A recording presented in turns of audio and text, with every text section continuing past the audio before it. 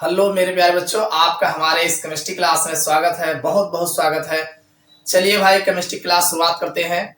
देखिए, ये class 11th की हिंदी मीडियम की केमिस्ट्री क्लास है, जिसमें आप जो है अपनी तैयारी कर रहे हैं। आप अगर 9th के हो, 10th के हो, अगर आपके सिलेबस में ये हमारा टॉपिक पढ़ता है तो आप अपनी तैयारी यहाँ से कर सकते हैं। तो ये हमारा जो लेसन है एटॉमिक स्ट्रक्चर। देखिए, ये अगर केमिस्ट्री का बेस देखा जाए तो एटॉमिक स्ट्रक्चर, परमाणु संरचना आपके पूरे केमिस्ट्री का बेस बनता है। इसको आप अच्छे से, इसके हर एक टॉपिक को अच्छे से समझना चाहिए। तो इसी कड़ी में आज हम जो है इस लेक्चर्स में बात करने वाले हैं आप बाउ का नियम क्या है। तो आज हम आप बाउ का नियम जो है इस लेक्चर में देखने वाले हैं। तो ये आप बाउ का नियम क्या है, यानी आप बाउ नियम क्या होता है, चलिए इनके बारे में हम बात कर लेते हैं। देखो, आप बाउ जो है, जो साइंटिस्ट थे आप बाउ, इन्होंने ये बताया कि जो कक्षक होते हैं, हमारे ऑर्बिटल्स होते हैं, तो कक्षकों में जो इलेक्ट्रॉनों का प्रवेश होता है, यानी कक्षकों में इलेक्ट्रॉनों को भरा जाता है, वो निम्नतम ऊर्जा स्तर से उच्चतम ऊर्जा स्तर की ओर भरा जाता है। यानी कक्षकों में इलेक्ट्रॉनों का जो प्रवेश होता है वो निम्नतम ऊर्जा स्तर से उच्चतम ऊर्जा स्तर की ओर किया जाता है। यही जो है आप बाउ का नियम कहता है। इसको लिखोगे कैसे? इसको आप इस प्रकार से लिख सकते हैं। इसके अंतर्गत कक्षकों में इलेक्ट्रॉनों का प्रवेश निम्नतम ऊर्जा स्तर से उच्चतम ऊर्जा स्तर और होता है। कितनी बात समझ में आई भाई? आप बाउ कहते हैं कि कक्षकों में इलेक्ट्रॉनों का जो प्रवेश होता है निम्नतम ऊर्जा स्तर से उच्चतम ऊर्जा स्तर की ओर होता है। और एक चीज जान लो, आप बाउ शब्द जो है जर्मन भाषा का शब्द है। यानी जो आप बाउ का शब्द है, यानी जो आप बाउ शब्द लिया गया है, ये जर्मन भाषा से लिया गया है, जिसका अर्थ होता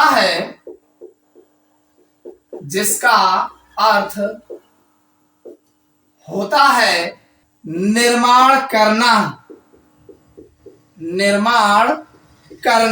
बात समझ में आई कि नहीं भाई? आप बाउ शब्द जो है जर्मन भाषा से लिया गया है और इसका जो अर्थ बनता है बिल्डिंग अप मतलब होता है निर्माण करना, जैसे कोई चीज निर्माण किया जाए। तो इसीलिए आप बाउ के नियम को इलेक्ट्रॉनिक विन्यास निर्माण नियम भी कहते हैं। इसलिए इसे इलेक्ट्रॉनिक विन्यास निर्माण नियम भी कहते हैं। यानी जो आप बाउ शब्द है इसका अर्थ होता है बिल्डिंग अप मतलब निर्माण करना, इसीलिए आप बाउ को जो है इलेक्ट्रॉनिक विन्यास निर्माण नियम भी कहा जाता है। इतना समझ में आ गया होगा।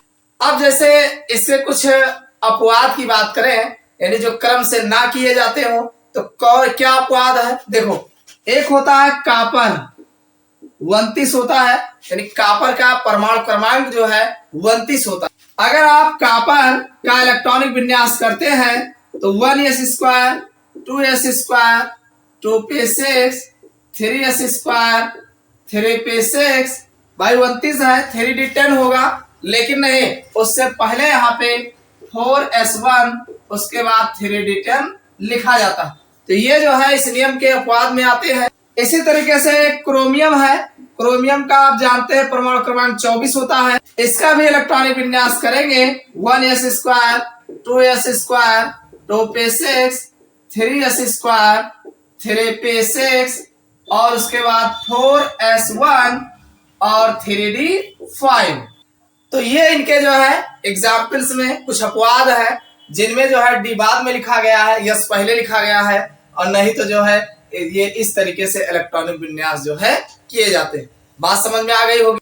अब ये जो आप बाउ का नियम है इसे हम N+L का नियम भी कहते हैं। इसको भी जाने रहिएगा कि आप बाउ नियम को N+L का नियम भी कहते हैं, क्योंकि नया इलेक्ट्रॉन उस कक्षक में प्रवेश करता है जिसका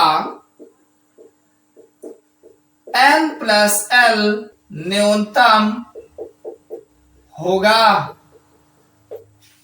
बात समझ में आई कि नहीं भाई? ये जो हमारा आप बाउ रूल्स है ये इसे हम n+l का भी नियम कहते हैं, क्योंकि नया इलेक्ट्रॉन उस कक्षक में प्रवेश करता है जिसका n+ न्यूनतम होता है। ठीक, समझ में आ गया होगा। तो ये आप-बाऊ का नियम है। ना समझ में आया हो एक बार फिर से देख लो कि इसके अंतर्गत कक्षकों में जो है इलेक्ट्रॉनों का प्रवेश निम्नतम ऊर्जा स्तर से उच्चतम ऊर्जा स्तर की ओर होता है। यही आप-बाऊ का नियम कहता है। आप-बाऊ शब्द जो है जर्मन भाषा का शब्द है, जिसका अर्थ होता है बिल्डिंग अप, मतलब निर्माण करना। इसीलिए इसे इलेक्ट्रॉनिक विन्यास निर्माण नियम भी कहा जाता है। इतना समझ में आया। एक एग्जाम्पल हमने कॉपर और क्रोमियम का लिया है, जिसका इलेक्ट्रॉनिक विन्यास इस तरीके से किया जाता है। उसके बाद आप-बाऊ नियम को n+l का नियम भी कहते हैं, क्योंकि नया इलेक्ट्रॉन उस कक्षक में प्रवेश करता है जिसमें या जिसका n+l न्यूनतम होता है। तो आशा करते हैं समझ में आ गया होगा। अगर वीडियो समझ में आया हो तो लाइक कर दीजिएगा, और चैनल पर अगर नए हो तो सब्सक्राइब कर लेना। फिर मिलते हैं अगले लेक्चर्स में दूसरे हेडिंग के साथ।